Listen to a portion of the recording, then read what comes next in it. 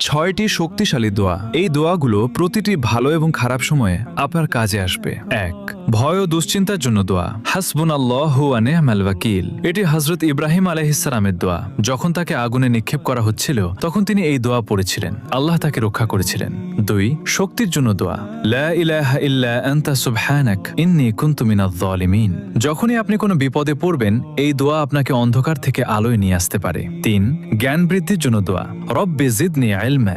৪. যে কোনো কিছু পাওয়ার দোয়া। রব্বি ইন্নী লিমা আনজালতা ইলাইয়া মিন খায়রিন ফাকির। এটি হযরত মুসা আলাইহিস সালামের দোয়া। যখন তিনি একা ও বিপদে ছিলেন তখন এই দোয়া করেছিলেন। আল্লাহ তার জন্য পথ খুলে দিয়েছিলেন। ৫. বরকত ও রিজিকের জন্য দোয়া। আল্লাহুম্মা বারিক লানা। ৬. মনের কষ্ট দূরের দোয়া। আল্লাহুম্মা ইন্নী আউযু বিকা মিনাল হাম্মি ওয়াল হাযান। এটি হযরত মুহাম্মদ সাল্লাল্লাহু আলাইহি ওয়াসাল্লামের দোয়া। তিনি কঠিন সময়ে এই দোয়া পড়তেন। এটি মনে প্রশান্তি এনে দেয়। সবাই কমেন্টে আলহামদুলিল্লাহ